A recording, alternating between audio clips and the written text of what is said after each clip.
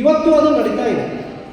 ಒಂದು ಸಣ್ಣ ಮಾಹಿತಿ ನಿಮ್ಮ ಗಮನಕ್ಕೆ ನೋಡಿ. ನಾವು ನಮ್ಮ ಮನೆಯಲ್ಲಿ ಯಾವುದಾದ್ರೂ ಒಂದು ಸಣ್ಣ ಕಾರ್ಯಕ್ರಮ ಮಾಡಿ, ಒಂದು ನಾಮಕರಣದ ಕಾರ್ಯಕ್ರಮ ಮಾಡಲಿ,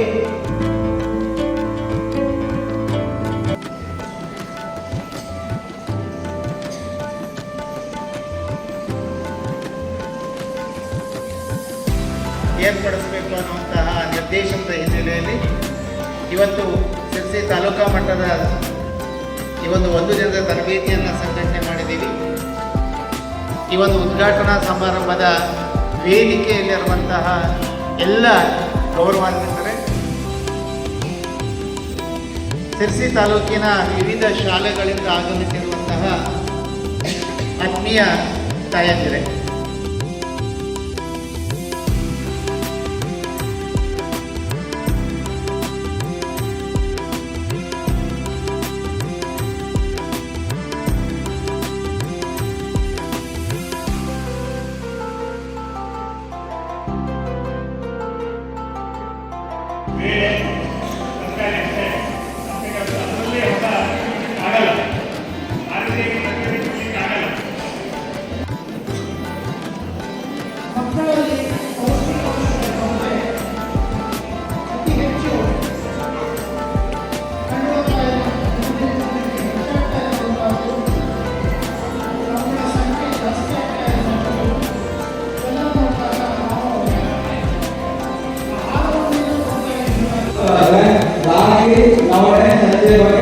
ಸ್ವಲ್ಪ ಇರುತ್ತೆ.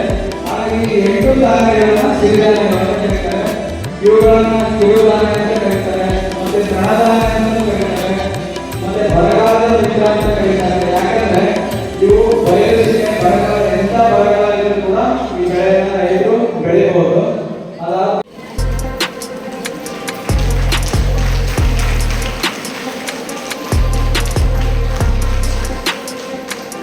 ಅಗ್ನಿ ಅವಘಡಗಳ ಮತ್ತು ಅದರ ಸುರಕ್ಷತೆ ಕುರಿತು, ಗ್ಯಾಸ್ ಏಜೆನ್ಸಿಗಳಿಂದ ಗ್ಯಾಸ್ ಬಳಕೆ ಹಾಗೂ ಅನಿಲ ಸಿಲಿಂಡರ್ ವಿಧವೆಯ ಕುರಿತು ಮತ್ತು vision for social development Bengaluru ಇವರಿಂದ ಉಪ್ಪಿನ ಬಳಕೆ ಆಹಾರದಲ್ಲಿ ಕಡಿಮೆ ಮಾಡುವುದರ ಮಹತ್ವದ ಕುರಿತು ಹಾಗೂ ಸಹಾಯಕ ನಿರ್ದೇಶಕರು ಮತ್ತು ನಮ್ಮ ಇಲಾಖೆ ವತಿಯಿಂದ ಮಕ್ಕಳು